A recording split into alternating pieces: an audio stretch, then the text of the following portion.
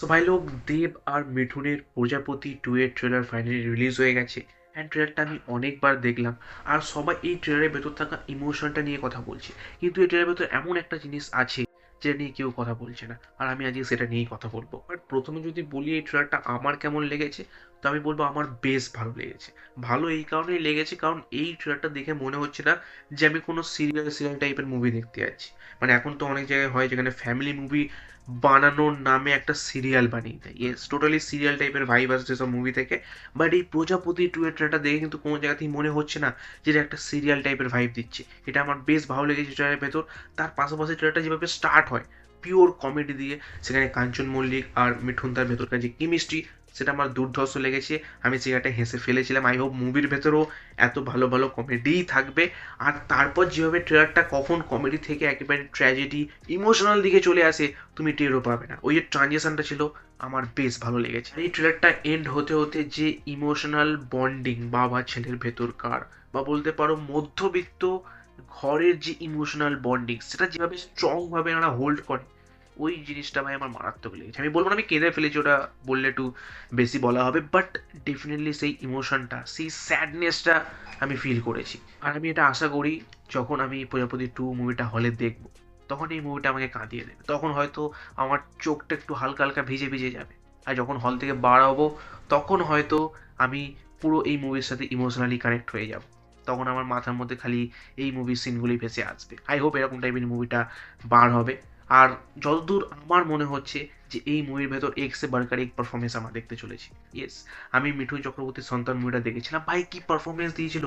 And ওই মুভিটা দেখে ইয়েস আমি কেঁদে ফেলেছিলাম।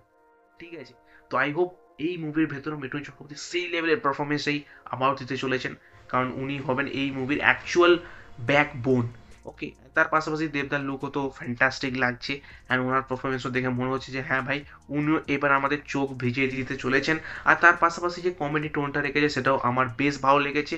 সো ওভারঅল দেখতে গেলে এই প্রজাপতি 2 এর ট্রেলারটা কিন্তু সেই মধ্যবিত্ত ফ্যামিলির গল্পটাকেই আমাদের সামনে তুলে ধরে, যেটা আমাদের দৈনন্দিন জীবনে আমরা দেখে আসছি। আর এইগুলোর পাশাপাশি আমি যেটা বলতে ভুলে গেলাম, এই ট্রেলারে তো তুমি গানগুলো লক্ষ্য করো। ইয়েস, একটা তো জিৎ গাঙ্গুলি, একটা নচিকেতা। যখন নচিকেতার গানটা বাজবে ভাই, মন ছুঁয়ে যাচ্ছে ভাই। ইয়েস, একেবারে ট্রেলারের শেষের দিকে যখন গানটা বাজে, তো আমি এটা গ্যারান্টি দিয়ে বলতে পারি যে এই প্রজাপতি 2 এর অ্যালবাম কিন্তু হিট হতে চলেছে। ইয়েস, তো দেখতে গেলে এই প্রজাপতি 2 এর ট্রেলারটা সব বক্সেই টিক দিয়ে দেয়।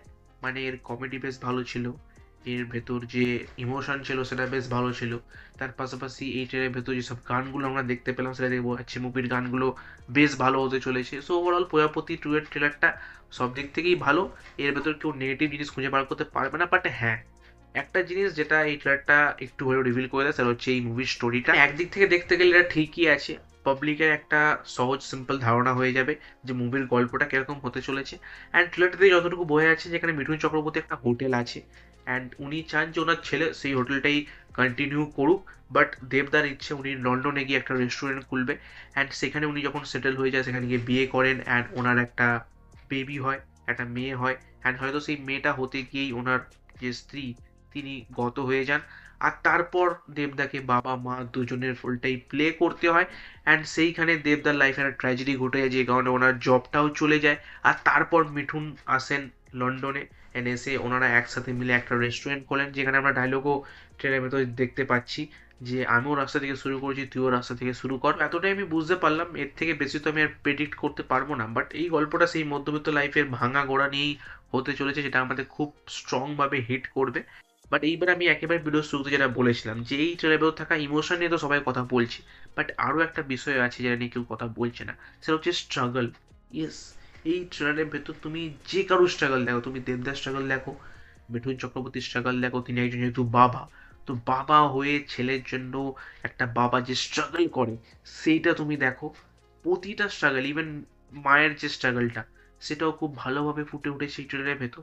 তো ওই যে মধ্যবিত্ত লাইফের যে স্ট্রাগলটা, দৈনন্দিন যে স্ট্রাগলটা, সেইটা দুর্ধর্ষভাবে ফুটিয়ে তুলেছে এই ট্রেলারের ভেতর। হ্যাঁ, যে কারণে মানতেই হবে যে এই ট্রেলারটা আমার বেশ ভালো লেগেছে। আই হোপ মুভিটা এই ট্রেলার থেকে আরও শতগুণে ভালো হোক। অ্যান্ড তোমার কেমন লাগলো এই প্রজাপতি 2 এর ট্রেলারটা, তুমি অফকোর্স কমেন্টে জানাতে পারো। আগে আমি কথা বলেছি অবতার ফায়ার অ্যান্ড অ্যাশ মুভিটা নিয়েও। সো তুমি যাও গিয়ে আমার সেই ভিডিওটাকে চেক আউট করতে পারো, তোমার সাথে আবার ঠিক সেই ভিডিওতে। So by.